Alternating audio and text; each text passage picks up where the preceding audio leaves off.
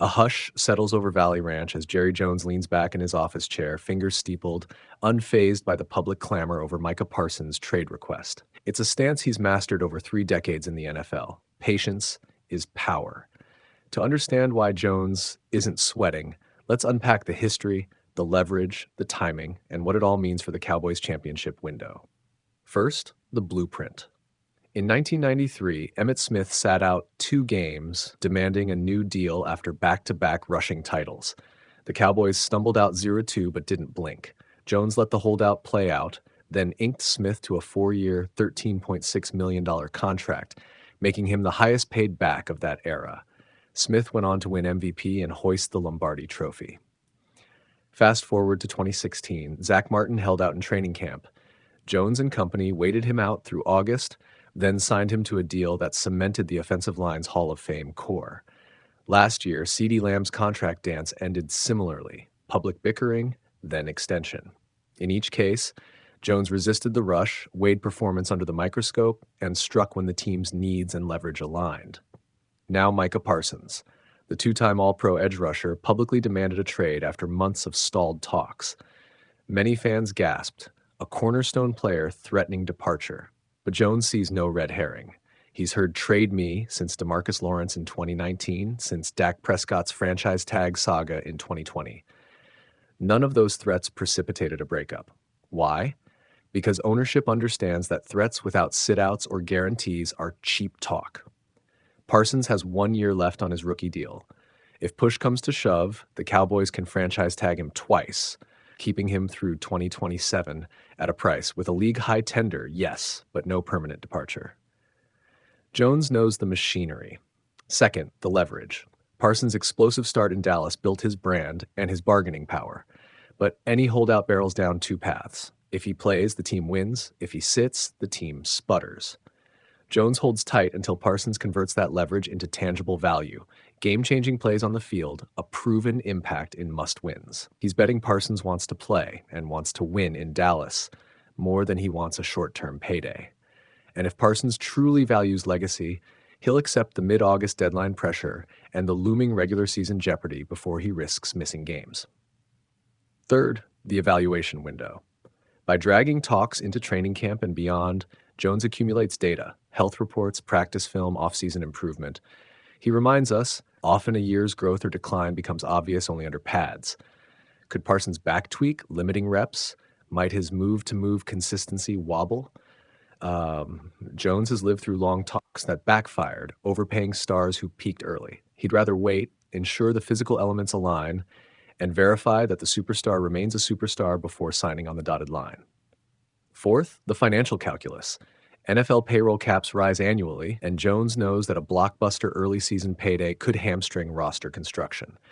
If he waits for cap certainty, post-June's free agency shuffle after franchise tag tenders are set, he gains breathing room. He can allocate resources to the offensive line, skill positions, secondary help, rather than front-load Parsons' deal. In the ride-or-die business, timing can be the difference between building a contender and stretching thin.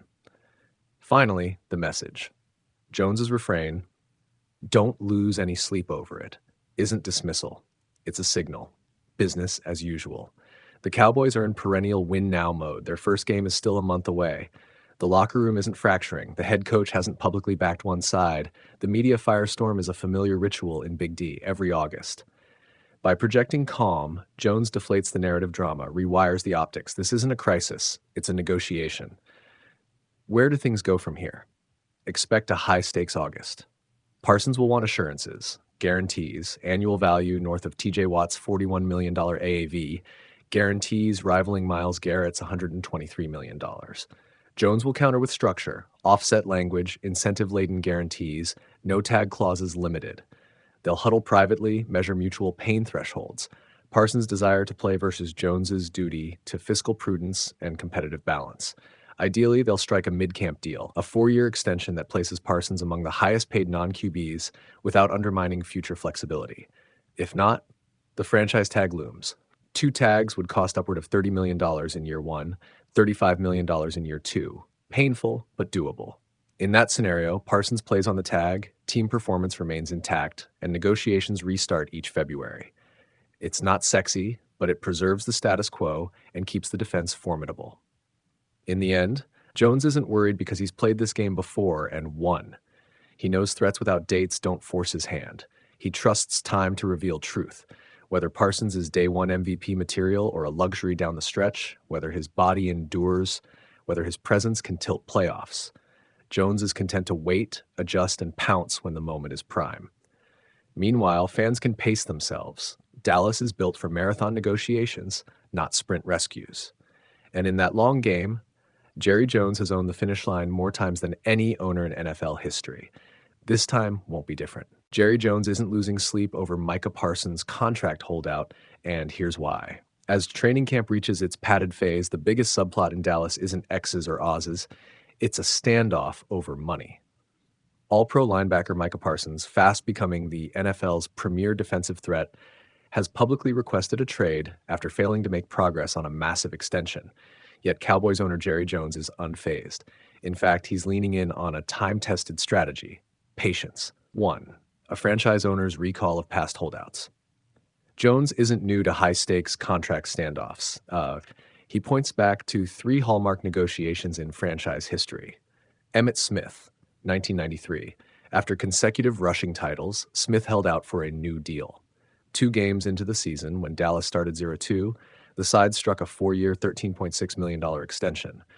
Smith went on to win the NFL MVP and helped the Cowboys claim another Super Bowl. Dallas waited until late August to finalize a massive deal for their all-pro guard, caution born of wanting to see full off-season health. CeeDee Lamb 2024, a mid-season holdout by the star receiver ended unsurprisingly with a record-setting rookie-era extension. Each taught Jones the same lesson. Investing time in negotiations can yield better ROI, guard against rushed commitments, and crucially, sandwich holdouts between franchise tags if necessary. Open quote, "I wouldn't be standing here if I didn't think we potentially had a great future with Micah," Jones told USA Today. "This is negotiation, but make no mistake, life does go on if something happens to me or anybody else." Close quote. 2. Don't lose any sleep over it. When asked about Parsons' public trade request and fans' anxiety, Jones offered a simple mantra. Open quote, "To our fans, don't lose any sleep over this." Close quote. He frames Parsons' declaration, "I no longer want to be here," as part of the back and forth of contract talks, not the death knell of the relationship. More bluntly, he's open to extending Parsons, but only on terms that protect the Cowboys' interests. 3. Tactics at Jones's disposal, franchise tag leverage. Parsons is on the 5th-year option of his rookie deal.